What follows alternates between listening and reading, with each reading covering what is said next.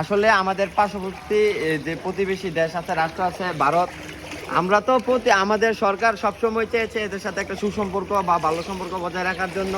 আমরা তো প্রতি বছরই ইলিশের যখন মৌসুম আসে আমরা হাজার হাজার টন ইলিশ পাঠিয়ে দিই ইন্ডিয়াতে।